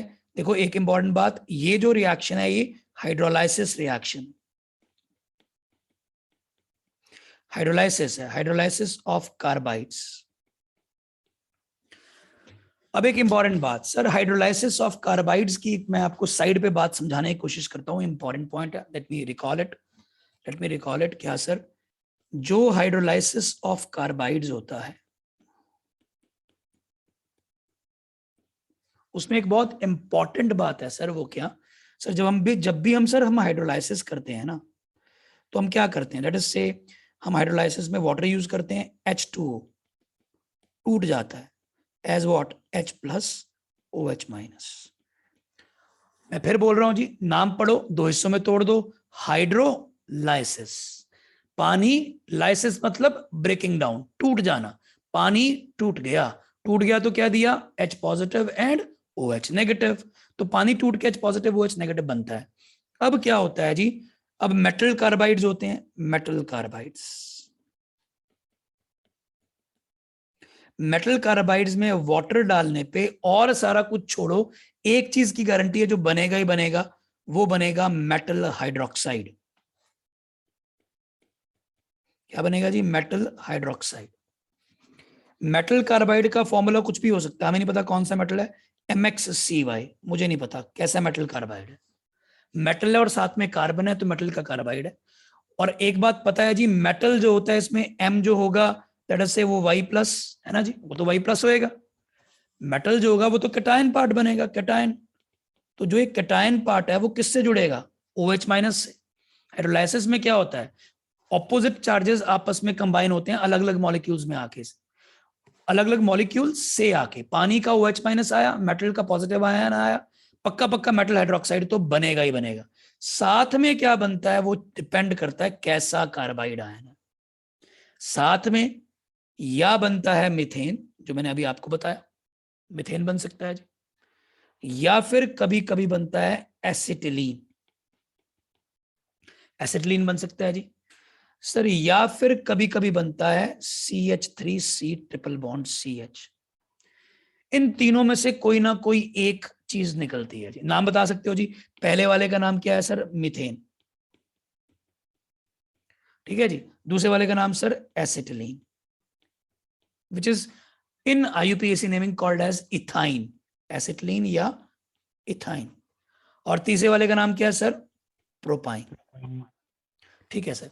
अब सर कौन से मेटल कार्बाइड से क्या बनता है? फैक्ट है सर, याद करना है, बहुत इंपॉर्टेंट, बता देते हैं जी फैक्ट। मीथेन किससे बनता है? मीथेन फ्रॉम, ठीक है जी, मीथेन बनता है जी from from Al4C3 and Be2C, beryllium carbide and aluminium carbide. यही इनका एक कॉमन फीचर है जो इनकी डायगोनल रिलेशनशिप में भी यूज होता है। हालांकि beryllium and aluminium belong to different groups of periodic table, but इस रिएक्शन में उन दोनों का बिहेवियर सिमिलर है, तो हम ये कहते हैं कि ये उनकी डायगोनल रिलेशनशिप का एग्जाम्पल है। समझ गए जी, बेरिलियम एंड एल्यूमिनियम कार्बाइड्स। अच्छा, तो सर एसिटिलीन इथाइन किससे बनता है? एसिटिलीन इथाइन बनता है sir from calcium carbide, CaC2। ठीक है सर। और सर प्रोपाइन किससे बनता है? ये बनता है सर फ्रॉम Mg2C3। किससे बनता है जी? Mg2C3, magnesium carbide. लो जी, 1 2 3 4 इंपॉर्टेंट कार्बाइड्स हैं, इन चारों के इंपॉर्टेंट हाइड्रोलाइसिस प्रोडक्ट्स हैं, ये याद कर पाओगे, बढ़िया है, काम में आएंगे जी। सर समझ आ गया। बेरिलियम कार्बाइड में 1 कार्बन था, उसने CH4 बना दिया। एल्यूमिनियम कार्बाइड में 3 कार्बन थे, तीनों ने अपना अपना CH4 बनाया। कैल्शियम कार्बाइड में 2 कार्बन थे, लेकिन आपको याद होगा केमिकल बॉन्डिंग में पढ़ते थे, जो CaC2 होता है ना, वो एक्चुअल में ऐसा होता है, C triple bond minus minus Ca2+। वापिस सोचो जी, जो इसका Ca2+ पार्ट है वो OH माइनस के साथ जुड़ के CaOH ट्वाइस बन गया, और जो H+ बचे वो किस पे आगे लग गए? C नेगेटिव पे, तो वहां पे CH ट्रिपल बॉन्ड CH बन गया जी। इसीलिए कभी कभी इसको कैल्शियम कार्बाइड तो बोलते ही हैं, लेकिन कभी कभी इसको कैल्शियम एसिटिलाइड भी बोलते हैं।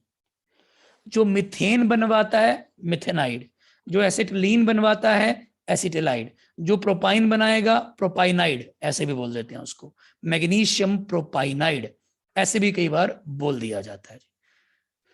आ रही है जी मेरी बात समझ सबको? क्लियर है? यस और no? Yes, sir. Yes, sir. Yes. Yes sir. ठीक है बेटा, तो मैं अपने तरीके से थोड़ा सा हाइड्रोकार्बन्स का ऐसा पार्ट जो +2 में नहीं करा, मैं आपको थोड़ा सा रिवाइज करा रहा हूँ ताकि आपकी हेल्प हो जाए। ठीक है जी, लो जी, ये वाला पार्ट हमारा हो गया जी। अब 4th रिएक्शन हो गया जी। 5th रिएक्शन पे आते हैं जी, बड़ा इजी रिएक्शन है जी। 5th रिएक्शन में आपने मेरे को पॉसिबल प्रोडक्ट्स बताने हैं, कौन कौन से बनेंगे, raise your hands. 5th reaction में क्या पॉसिबल प्रोडक्ट्स बनेंगे, काइंडली रेज योर हैंड्स। हाँ जी, शाबाश प्राची, बताओ बेटा 5th के क्या क्या प्रोडक्ट्स बनेंगे, बताओ।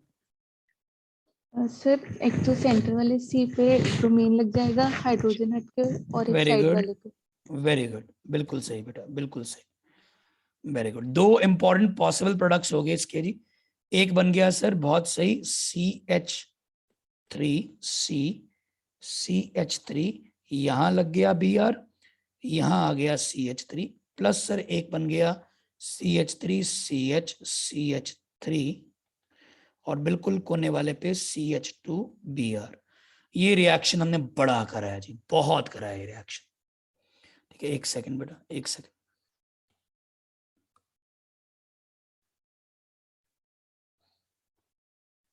ठीक है जी, ये रिएक्शन हमने बहुत कराया है। इस रिएक्शन का नाम याद है क्या था? This is called as free radical halogenation. याद है ना जी, क्या होता है? Free radical halogenation. और इसकी खास बात ये थी, ये free radical halogenation on saturated carbon होती है, मेन इंपॉर्टेंट बात।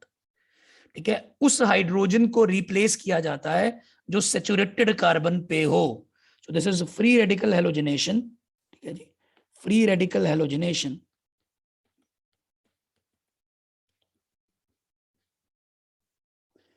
फ्री रेडिकल हेलोजिनेशन, इंपॉर्टेंट बात, पहले पार्ट में एल्काइल हैलाइड से एल्केन बनाया, 5th पार्ट में एल्केन से एल्काइल हैलाइड बना दिया, इंटरचेंज कर रहे हैं जी। चलो, ये रिएक्शन हमने एल्काइल हैलाइड्स की प्रिपरेशन के अंदर बहुत डिटेल में करा हुआ है। 3 स्टेप्स में होता है, इनिशिएशन, प्रोपगेशन, टर्मिनेशन। जो भी फ्री रेडिकल रिएक्शंस होते हैं उनके 3 स्टेप का मैकेनिज्म होता है, इनिशिएशन, प्रोपगेशन एंड टर्मिनेशन। और खास इंपॉर्टेंट बात सर जो ये रिएक्शन है इसके अंदर काफी सारे पॉसिबल प्रोडक्ट्स होते हैं, फिर प्राचीन में से मेजर कौन सा होगा? पहले वाला क्यों मेजर होगा बेटा? वेरी गुड, जो पहले वाले केस का फ्री रेडिकल इंटरमीडिएट होगा वो ज्यादा स्टेबल होगा। देखो, ये जो ब्रोमीन लगाया गया है ना, ये जो ब्रोमीन लगाया गया है, ये सीधा सीधा जाके यहां नहीं लगता। यहां हमने पहले करा था जी फर्स्ट। ठीक है जी, first H removed from saturated carbon ठीक है, फ्रॉम सैचुरेटेड कार्बन, ठीक है, to give C radical, then halogen comes. पहले वहां से H हटता है फिर हेलोजन आता है, नट में ये बात थी। तो जहां से H हट के रेडिकल ज्यादा स्टेबल पॉसिबल है वही मोर अमाउंट में बनेगा, मेजर बनेगा। अच्छा, मतलब जहां ब्रोमीन लगाया पहले सीधा ब्रोमीन नहीं लगा, वहां रेडिकल बना। यस, तो आप देख सकते हो। सो अगर आप नोटिस करो सर, तो सर यहाँ पे 3 डिग्री है, यहाँ पे 1 डिग्री है। Sir 3 degree free radical intermediate जो बनेगा वो ज्यादा स्टेबल होगा, इसलिए वो मेजर बन जाएगा। बढ़िया है। लो जी, अब ये 6th रिएक्शन एक और आ गया, ये भी हमने शायद किसी चैप्टर में +2 में कवर नहीं करा। अब देखिए जरा 6th वाला रिएक्शन कोई नॉलेज से याद करा सके, देखते हैं जरा क्या है। हाँ जी गुरसिमरन, वेरी गुड बेटा, बताओ 6th रिएक्शन का क्या आंसर आएगा? सर इससे अरोमेटाइजेशन होगी जिससे साइक्लिक प्रोडक्ट बनेगा। वेरी गुड, शाबाश बेटा। क्या बनेगा बता सकते हो? बेंजीन के ऊपर CH3 लगा होगा क्योंकि हीट। शाबाश, well done Gursimran, very good बेटा। यहाँ पे इंपॉर्टेंट बात सर, यहाँ पे जो प्रोडक्ट बनेगा इस पर्टिकुलर केस में बन जाएगा टोलुइन। रिएक्शन का नाम भी बहुत अच्छे से गुरसिमरन ने हमें रिवाइज करा दिया। This reaction was called as aromatization. इस रिएक्शन का नाम था जी क्या? एरोमेटाइजेशन। ये थोड़ा सा नया रिएक्शन है, 12th में कवर नहीं हुआ, फिर से थोड़ा सा मैं अलग से इसको समझा देता हूं जी। मैंने कार्बाइड्स का हाइड्रोलिसिस अच्छे से एक्सप्लेन कर दिया, इसको भी कर देता हूं, कोई बड़ी बात नहीं है जी। अगर मैं एरोमेटाइजेशन करूं सर क्या होता है, देखो जी, एरोमेटाइजेशन की बात करूं, ठीक है, अगर मैं एरोमेटाइजेशन की बात करूं,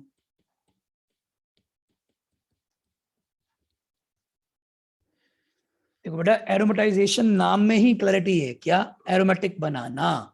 नॉन एरोमेटिक सैचुरेटेड हाइड्रोकार्बन को एरोमेटिक हाइड्रोकार्बन, इनफैक्ट बेंजीन और उसके डेरिवेटिव्स में कन्वर्ट करना, उस रिएक्शन का नाम होता है एरोमेटाइजेशन।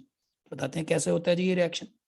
इसमें क्या करते हैं जी, इसमें लेट अस से एल्केन हैविंग 6 और मोर कार्बन्स, ऐसा एल्केन जिसमें कार्बन 6 हो या 6 से ज्यादा हो, ऐसा एल्केन पकड़ते हैं और उसको स्ट्रांगली हीट करते हैं in the presence of Cr2O3 and Al2O3। तो यहां पे बेंजीन और बेंजीन डेरिवेटिव बन जाता है, बेंजीन और बेंजीन डेरिवेटिव बन जाता है और साथ में हाइड्रोजन निकल जाती। एक बहुत इंपॉर्टेंट बात देखा आपने, नोटिस करा, मैंने यहाँ पे कहा, मैंने कहा सर 6 या 6 से ज्यादा कार्बन। बिल्कुल सही सर। सर 5 कार्बन की तो बेंजीन नहीं ना बन सकती, 4 कार्बन की तो बेंजीन नहीं बन सकती। तो सर बेंजीन बनानी है तो कम से कम कार्बन कितने चाहिए? 6। तो लेकिन अगर सर 7 होंगे कोई बात नहीं, तो भी बन जाएगी, 8 होंगे तो भी बन जाएगी। तो सर जब 6 से ज्यादा कार्बन होंगे वो क्या करेंगे, वो बेंजीन के ऊपर एज साइड चेन लगे नजर आएंगे, वो बेंजीन के ऊपर एज साइड चेन लगे नजर आएंगे। एक और खास बात सर आपने कहा, आपने स्टार्टिंग में एल्केन लिया, बाद में आपने बेंजीन बना दिया या उसका डेरिवेटिव बना दिया, यानी स्टार्टिंग में अगर आपने नोटिस किया सर ये सैचुरेटेड था। सर बेंजीन तो हमें पता ही है अनसैचुरेटेड होता है।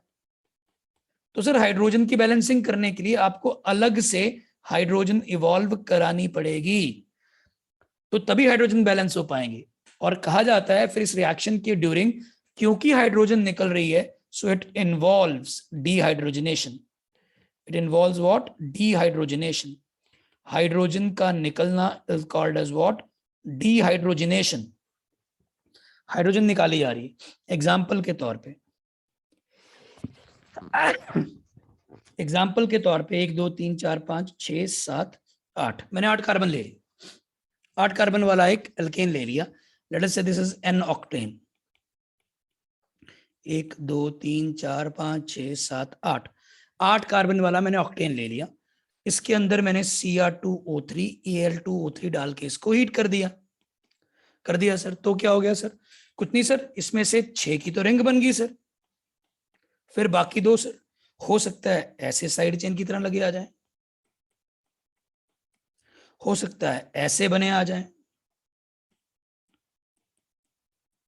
हो सकता है ऐसा बना आ जाए, हो सकता है ऐसा बना आ जाए, इनमें से कुछ भी हो सकता है। ठीक है जी, वो दो कार्बन एक ही साइड चेन की फॉर्म में हो, या वो दो कार्बन दोनों अलग अलग साइड चेन बन जाए, साथ साथ वाले कार्बन पे, एडजॉइनिंग पे या ऑपोजिट पे, डिपेंड्स, लेकिन सब में साथ में हाइड्रोजन निकलेगी, सब में साथ में क्या निकलेगी, हाइड्रोजन। अच्छा, ऑक्टेन का फॉर्मूला क्या होगा, C8H18, सही है सर। अच्छा सर, इनमें से कुछ भी हो, इनमें से कुछ भी, इन सब का मॉलिक्यूलर फॉर्मूला सेम होगा, C8, और H बताओ कितने होंगे, शाबाश बताओ जरा, H कितने होंगे, H कितने होंगे जी, 11. नहीं बेटा 11 तो नहीं होंगे, H10 होंगे, चेक करो ध्यान से, कि H10 होंगे जी, और हमेशा 4H2 साइड पे निकला करेंगे। बड़ा सिंपल है बेटा, बहुत सिंपल है। पता है कैसे पता करा मैंने बेंजीन बनाने के लिए 3 पाई बॉन्ड्स और एक रिंग को नया जनरेट किया है। मैंने 0 डिग्री ऑफ अनसैचुरेशन से डिग्री ऑफ अनसैचुरेशन 4 तक गया हूं, याद है, उल्टा सोच लिया मैंने। हर पाई बॉन्ड एक हाइड्रोजन के करस्पॉन्डिंग होता है और हर रिंग एक हाइड्रोजन के करस्पॉन्डिंग होती है। So total 3 pi bonds create करें, एक रिंग क्रिएट करिए, टोटल 4 चीजों को बनाया है, 3 पाई और एक रिंग, 4 को बनाने के लिए 4 हाइड्रोजन निकाल लिए होंगे, तो बस ठीक है, बैलेंसिंग आप करके देखो, आपको बैलेंस मिल जाएगा। तो इस तरह के रिएक्शन का नाम होता है क्या, एरोमेटाइजेशन। बोलो जी, मेरी बात क्लियर है सबको, यस और नो? Yes Sir. लो जी, सही है सर, ये हो गया सर रिएक्शन, और जो इस कंपाउंड में नाम बना था इसका नाम था सर टोलुइन। लो सर, मैंने ये भी रिवाइज करा दिया। अच्छा जी, जो रिएक्शन नंबर 7 है, क्वाइट इजी, देखे जरा जी क्या आंसर है, raise your hands. Reaction number 7 का क्या आंसर आएगा, हाथ खड़ा करके बताओ जी। शाबाश आस्था, बताओ बेटा क्या आंसर आएगा। CH3 CH double bond CH3। ठीक है जी, बिल्कुल सही है, वेरी गुड, शाबाश बेटा। रिएक्शन का नाम भी बिल्कुल सही बता दिया गया जी, dehydration of alcohols. This is called as dehydration of alcohols. Dehydration of alcohols होगी, एक OH निकलेगा सर, और उसके पड़ोसी कार्बन से हाइड्रोजन निकलेगा सर। सर यहाँ पे पॉसिबिलिटी होएगी सर, वो कैसे सर, ये भी एक पड़ोसी कार्बन है, ये भी एक पड़ोसी कार्बन है सर, यहाँ पे 2 पॉसिबल प्रोडक्ट्स बन पाएंगे। ठीक है सर, कौन कौन से सर, एक बन पाएगा CH3 CH double bond CH CH3, ठीक है, और एक बन पाएगा CH3 CH2 CH double bond CH2। Reaction का नाम है sir dehydration of alcohols. Dehydration का मतलब है वाटर का लॉस, वाटर का लॉस करने के लिए एक निकाला OH और साथ वाले कार्बन से निकाला H पॉजिटिव, इस तरह से निकाल के बनाना शुरू कर दिया। सही है सर, बना दिया। अब सर इंपॉर्टेंट बात, जब ऐसा होता था तो आपको याद होगा, इसको बोलते हैं सेटजेफ एल्कीन और इसको बोलते हैं हॉफमैन एल्कीन। और डिहाइड्रेशन ऑफ एल्कोहल्स में हमेशा सेटजेफ ही क्या होता है, मेजर। जैसे ऊपर वाले केस में 2 पॉसिबल प्रोडक्ट्स बनाए थे, इसमें ये मेजर था, बिल्कुल सही। आस्था ने जो आंसर बताया, अगर मैं एक आंसर बताता तो पहले वाला एल्कीन ही बताता। ये हमने अल्कोहल्स के चैप्टर में बहुत डिटेल में रिएक्शन करा हुआ है, so let us continue further. ठीक है जी, लो जी 7th भी हो गया जी, बातें 8th पे जी। देखिए जरा जी, 8th किसी को याद है जी, 8th रिएक्शन कोई हेल्प कर सके जी, देखें जरा जी 8th रिएक्शन के अंदर क्या आंसर आ सकता है। शाबाश अभव्या, बताओ बेटा 8th का आंसर क्या आएगा। Sir partial reduction. Very good, शाबाश, रियली हैप्पी। आज सब लोगों ने जिसने भी आंसर देने की कोशिश की है, सबने सही आंसर दिया है। देखो मैंने आज क्लास जब शुरू की थी ना, मैंने आपको एक चीज कही थी, मैं लिख लिख के बातें कर रहा हूँ आपसे, आज सिर्फ बातें नहीं कर रहा। क्या कहा था मैंने आपको, कहा था बेटा बहुत सिंपल सी एक बात कही थी, क्या, कि सर सारा कुछ छोड़ो, keep things simple, that's it. Revision करनी है, कोई एक्स्ट्रा ऑर्डिनरी काम नहीं करना है, कॉपियां उठानी है, सिंपल पढ़ाई करनी है, स्ट्रेस के बिना। मैं आपको बिल्कुल बेसिक्स रिवाइज करा रहा हूं आज, ताकि आप घर बैठ के जब रिवीजन करो, सीधा सीधा औखे क्वेश्चंस की तरफ मत जाओ, बेसिक्स को अच्छे से रिवाइज करो। ऐसे अपने आप से क्वेश्चंस पूछ पूछ के देखो। देखो बेटा, जो हम आज ये कर रहे हैं प्रैक्टिस शीट, इसमें सिंपल एक क्वेश्चन लिखा, एक दिया, क्या बनेगा पूछ लिया, अपने माइंड से पूछ लिया क्या बनेगा। आप कॉपी रिवाइज करो, रिवाइज करके जहां पे रिएक्शंस कराए होते हैं एक साइड पे हाथ रख लो और अपने आप से पूछो आपको याद है कि नहीं याद, याद आए तो ठीक है, नहीं तो आपको याद हो जाएगा, बात खत्म। तो याद तो देखो चीजें करनी ही पड़ेंगी। और बहुत सही से बता दिया, इस रिएक्शन का नाम है partial reduction of alkynes, partial reduction of alkynes. और इस पार्शियल रिडक्शन ऑफ एल्काइन से एल्कीन्स बन जाया करते हैं। अब ये भी हमने 12th के किसी चैप्टर में अभी इतने अच्छे से कवर नहीं करा। So let me tell you this reaction once again. आपको रिवाइज करा देता हूँ रिएक्शन है क्या जी। लो रिवाइज कराने की कोशिश करता हूँ जी, रिएक्शन क्या है जी, लेट मी रिवाइज इट। लो जी बता देता हूँ जी, पार्शियल रिडक्शन ऑफ एल्काइंस, ठीक है जी, पार्शियल रिडक्शन ऑफ एल्काइंस। अगर पार्शियल रिडक्शन ऑफ एल्काइंस की मैं बात करूं बेटा, तो हमने स्टार्ट किया एल्काइन से, let us say R C triple bond C R dash. अभी पार्शियल रिडक्शन ऑफ एल्काइंस में भी दो तरह की पार्शियल रिडक्शन होती थी। पहली बात, रिडक्शन हो रही है add hydrogen on pi bonds, ठीक है जी, पाई बॉन्ड्स के ऊपर हाइड्रोजन को ऐड करना हमने रिडक्शन बोल दिया। दूसरी इंपॉर्टेंट बात सर वो क्या, पार्शियल। पार्शियल का मतलब, ठीक है जी, 1 पाई बॉन्ड रिड्यूस्ड, ठीक है जी, नॉट बोथ पाई बॉन्ड्स। दोनों पाई को रिड्यूस नहीं किया जाता, एक को किया जाता है। सो एक पाई को रिड्यूस कर दिया, एक को बचा लिया, इसलिए रिएक्शन का नाम रख दिया पार्शियल रिडक्शन। ठीक है सर, कर देते हैं पार्शियल रिडक्शन। अब इसमें हाइड्रोजन ऐड करनी है सर। इस पार्शियल रिडक्शन को करने का पहला एक आसान तरीका है, हाइड्रोजन अपनी तरफ से डाल दो। डाल दिया सर, हाइड्रोजन ही तो ऐड करनी है, डाल दिया सर। लेकिन उसके लिए सर आपको पता है एल्कीन्स एल्काइंस में जब भी हाइड्रोजन डालते हैं तो उसमें कैटलिस्ट यूज करना पड़ता है, क्लास 10 से पढ़ते आ रहे हैं, या निकल या प्लेटिनम या पैलेडियम। लेकिन सर फिर अगर ऐसे सिर्फ निकल प्लेटिनम पैलेडियम यूज करते हैं, उसमें दिक्कत ये आती है कि वो सारे पाई बॉन्ड्स को रिड्यूस करते हैं। ऐसा नहीं होता कि वो एक पाई बॉन्ड को करेंगे और एक को छोड़ देंगे।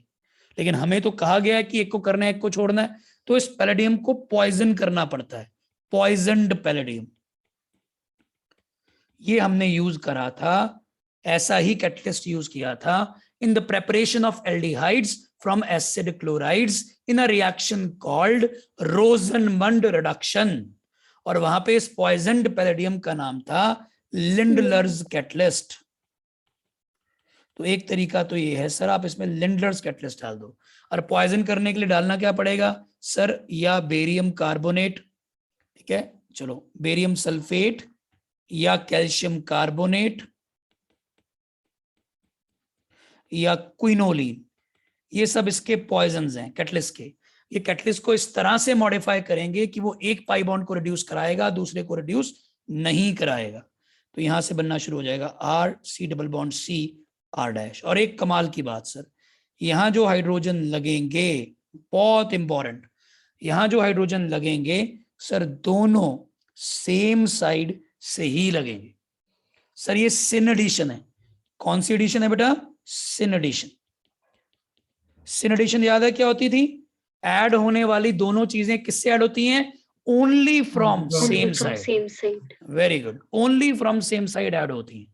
तो ठीक है जी, दोनों एट सेम साइड से ऐड हो गए, एल्कीन बना, दोनों एट सेम साइड लगे हुए हैं, तो पक्का पक्का सिस एल्कीन्स बन जाएंगे। पक्का पक्का क्या बनेंगे, cis alkenes, if geometrical isomerism possible.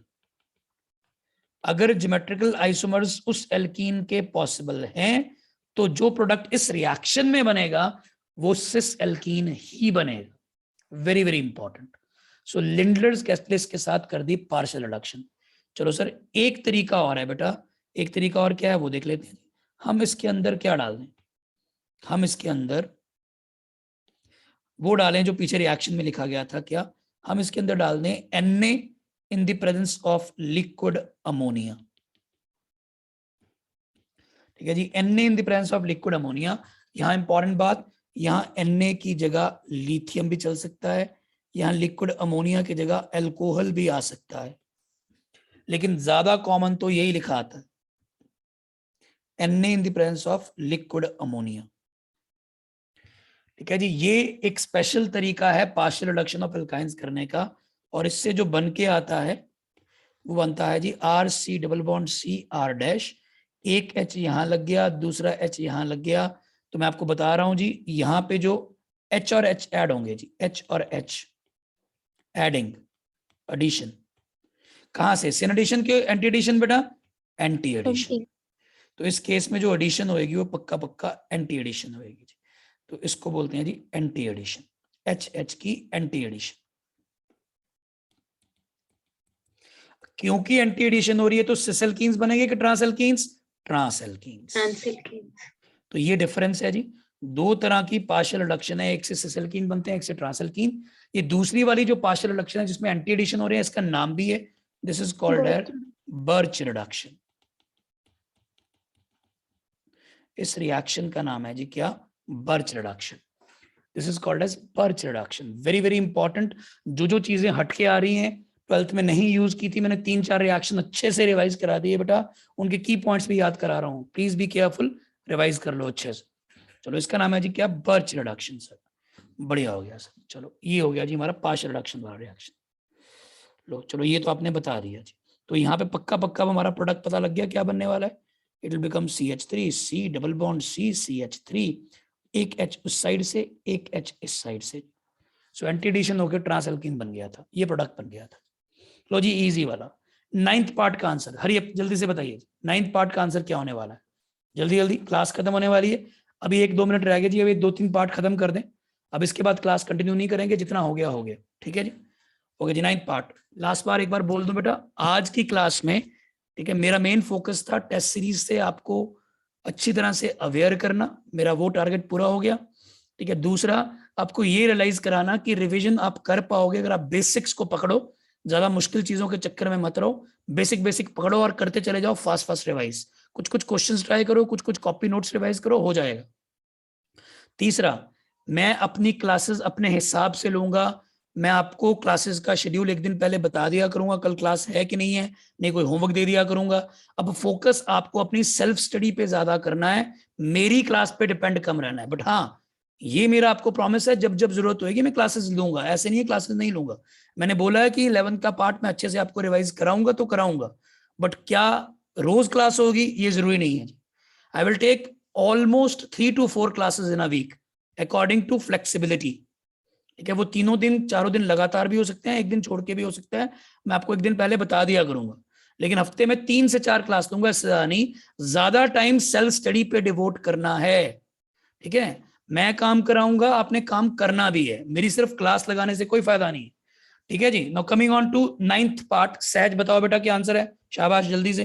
CH3 हाँ CBr उसके नीचे branch CH3 CH2 CH3। Very good बेटा वेरी गुड, ये बन गया जी CH3 C CH3 और फिर CH2 CH3 और यहाँ लग गया जी Br। सहज कौन सा रिएक्शन है बेटा बताओ? Addition of HX। Addition of HX, very good beta, shabash, this reaction is called as addition of HX। और इस addition of HX की खास बात ये थी कि इसमें हम बेसिकली फर्स्ट किसका अटैक कराते थे, first H+ adds to give कौन सा इंटरमीडिएट, कार्बोकैटायन। पहले H+ ऐड करके कार्बन बना करता था, फिर X- था वो लगा करता था, कभी कभी रीअरेंजमेंट भी होती थी, और इस रिएक्शन की